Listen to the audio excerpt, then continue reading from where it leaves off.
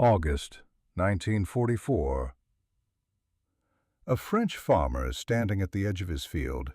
He is holding a bottle of wine.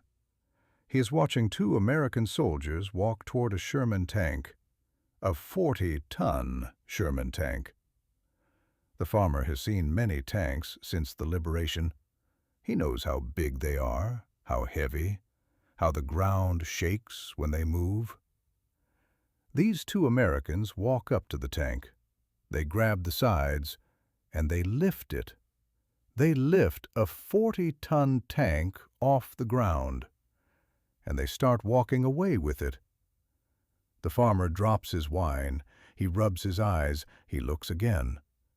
The Americans are carrying the tank across the field, like it weighs nothing, like it is made of air. The farmer crosses himself. He has seen many strange things in this war, but this is impossible. What the farmer did not know, what almost no one knew for 50 years, was that he had just witnessed one of the greatest secrets of World War II. The tank was not real. It was made of rubber, and the men carrying it were not soldiers.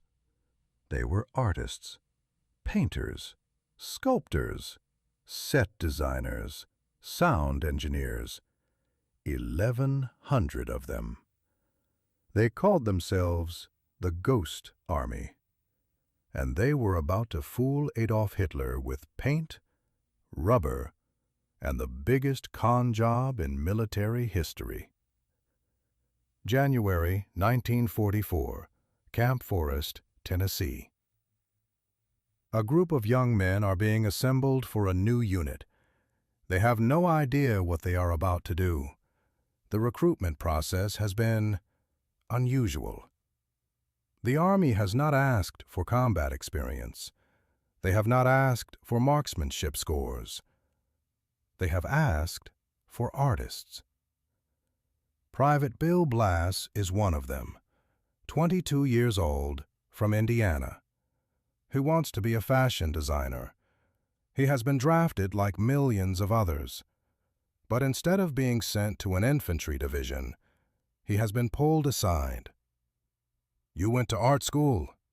the recruiting officer asked. "Yes, sir." "You can draw?" "Yes, sir." "Good. You're coming with us." Private Ellsworth Kelly is another, 20 years old, from Pennsylvania. He wants to be a painter.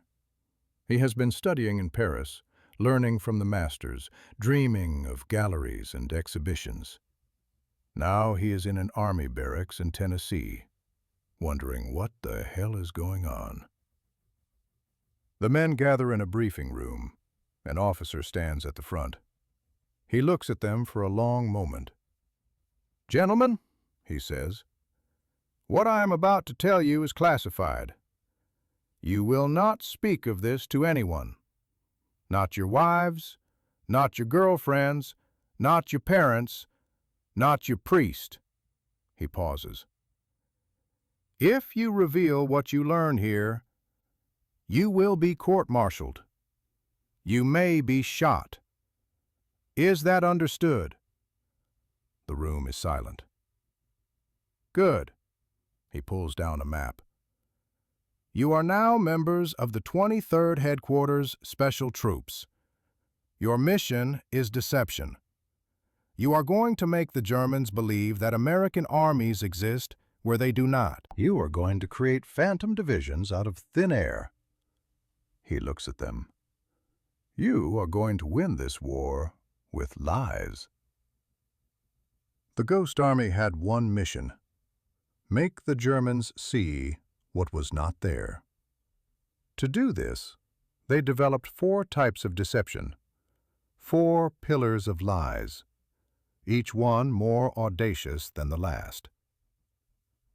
The inflatables, rubber tanks, rubber trucks, rubber artillery, rubber airplanes, each one an exact replica of American military equipment.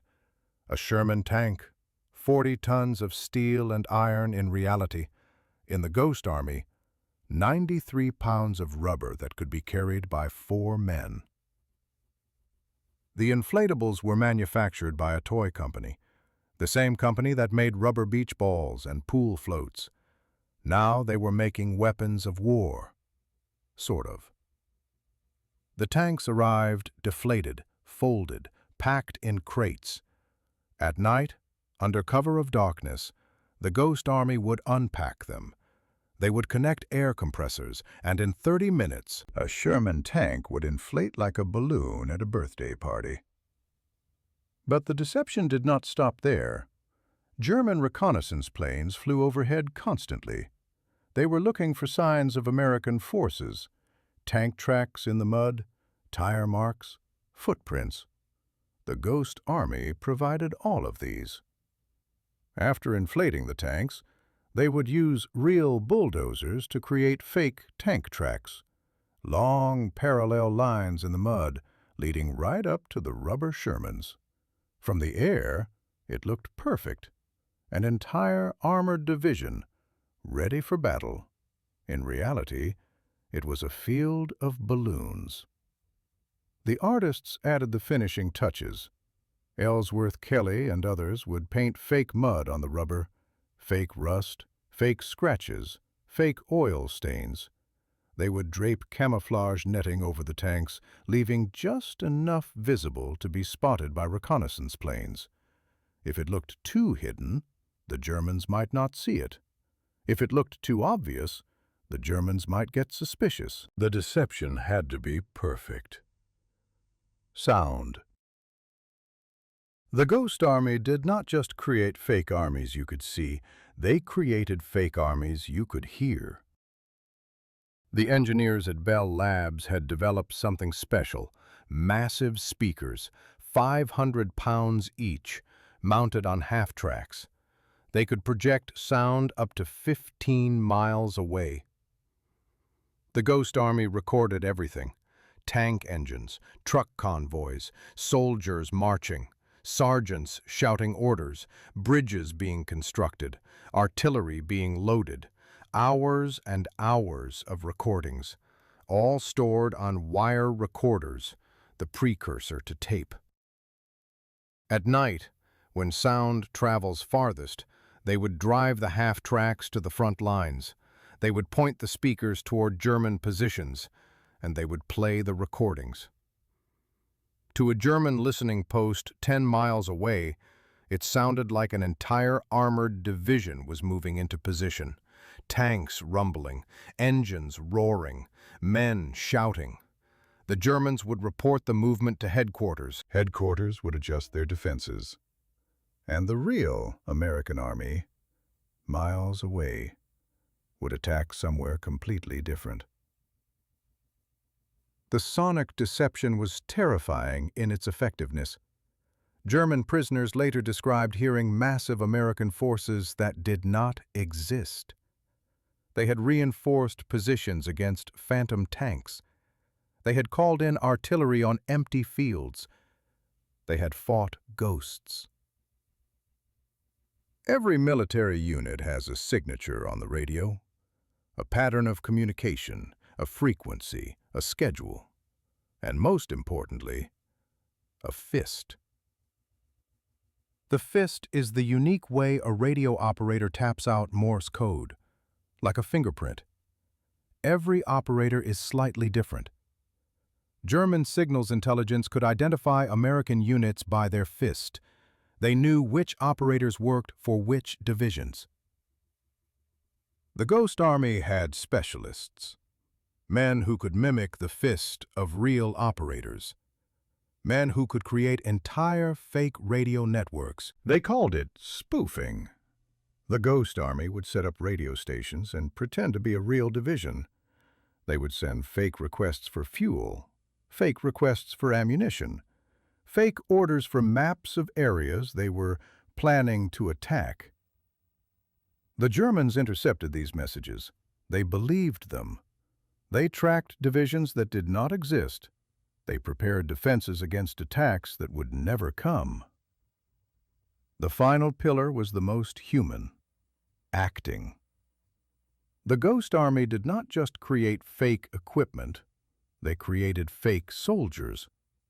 Before each operation, the men would sew fake patches onto their uniforms, the insignia of the division they were impersonating, the 4th Armored Division, the 6th Armored Division, the 75th Infantry.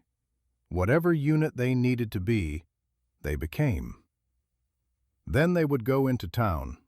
They would visit bars, cafes, restaurants. They would order drinks, and they would talk, loudly.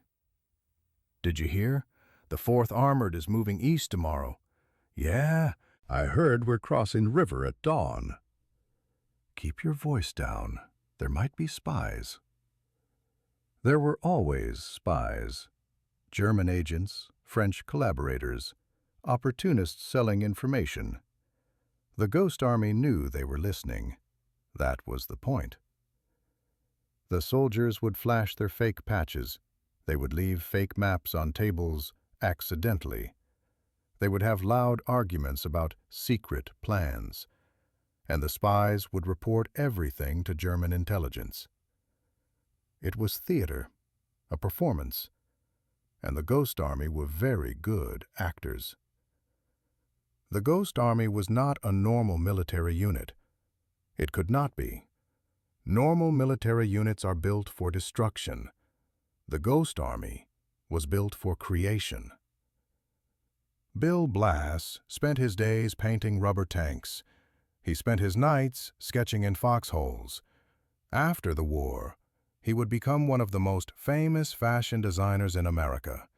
But in 1944, he was an artist in uniform, making fake mud look real. Ellsworth Kelly studied camouflage patterns. He analyzed how light fell on objects, how shadows revealed shape, how color could deceive the eye. After the war, he would become one of the most influential painters of the 20th century.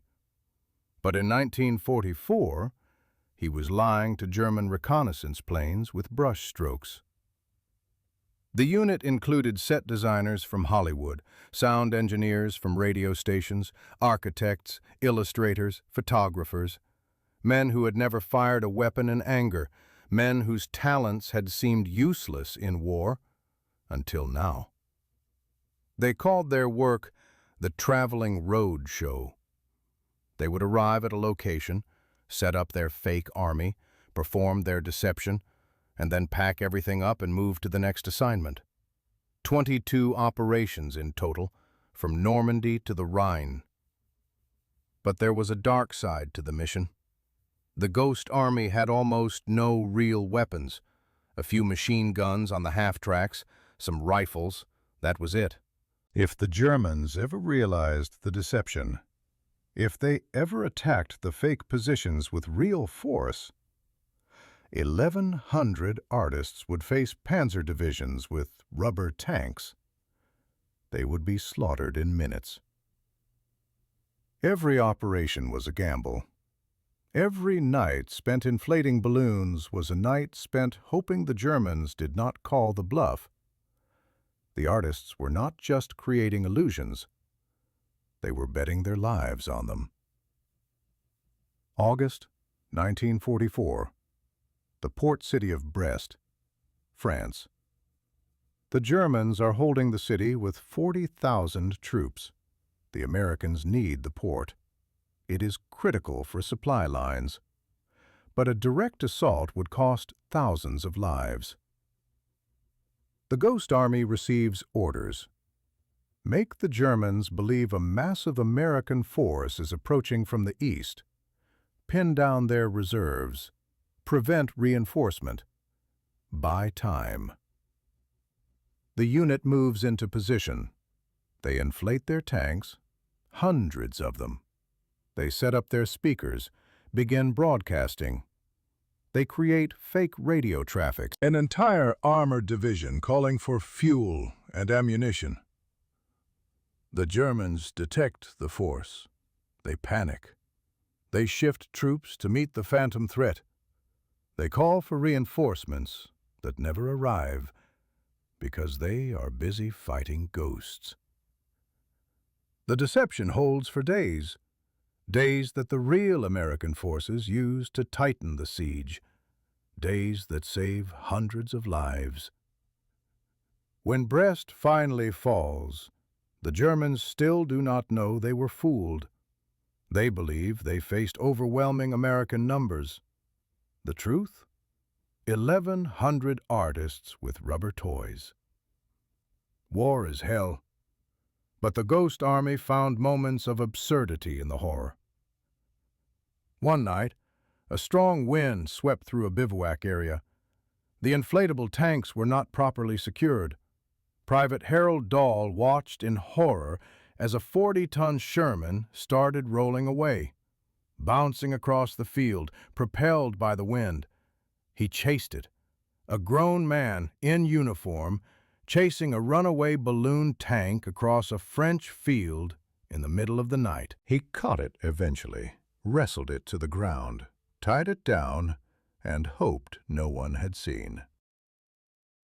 Another time, a French woman approached an inflatable artillery piece. She wanted to touch it. "It is so big," she said in broken English. A private tried to stop her. Too late. She poked the barrel. Her finger went through the rubber. Her eyes went wide. The private smiled nervously. "Military secret, madame." The men developed rituals. Before going into town to act as other divisions, they would rehearse. They would practice their stories. They would quiz each other on unit histories, commanders' names, recent battles. If a German spy asked questions, they needed to have answers. They called it the sewing circle. Men sitting in a tent, sewing fake patches onto uniforms, gossiping like old women, then going out to get drunk and lie to Nazis. It was absurd. It was also working. March 1945, the Rhine River, the last natural barrier protecting the German homeland. The U.S. Ninth Army needs to cross. If the Germans know where, they will concentrate their defenses. The crossing will become a bloodbath. Thousands will die. The Ghost Army receives its most important mission. Create a fake crossing point. Draw the German reserves away from the real assault. The stakes have never been higher. If the deception fails, the Ninth Army will be slaughtered. If the deception succeeds, the war could end months sooner. The Ghost Army moves to a position 10 miles south of the real crossing point. They bring everything. 600 inflatable tanks, 200 inflatable trucks, 100 inflatable artillery pieces, all 4 sonic half-tracks, the entire radio deception unit, every actor, every artist, every con man in uniform. March 18th, the operation begins. At dusk, the inflatables go up, hundreds of them, spread across miles of riverbank. From the air, it looks like the largest American force ever assembled. At midnight, the speakers begin. The sound of tanks moving into position. The sound of engineers building pontoon bridges. The sound of sergeants screaming orders. 15 miles of river filled with phantom noise. The radio operators begin transmitting. Fake requests for bridging equipment. Fake coordinates for artillery support. Fake orders for the assault at dawn. And in the towns behind the lines, Ghost Army soldiers are getting drunk, loudly discussing the big push tomorrow, flashing their fake Ninth Army patches, leaving classified documents where German agents can find them. The men of the Ghost Army do not sleep. They cannot. They are 1,100 artists, sitting in a field of rubber tanks, waiting to see if the Germans believe the lie.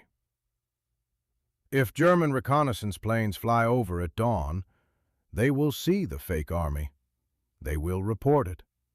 German reserves will move south. The real Ninth Army will cross the river unopposed. If the Germans see through the deception, if they realize the tanks are rubber, if they attack, 1,100 men with almost no weapons will face the German army. The slaughter will take minutes. Private Arthur Shilstone sits in a foxhole. He is an illustrator, 23 years old. He draws for magazines back home. He is holding a rifle he has barely fired. Next to him, a rubber Sherman tank that weighs less than he does. He thinks about the absurdity of his situation. He is an artist. He should be in a studio, painting, drawing, creating beauty.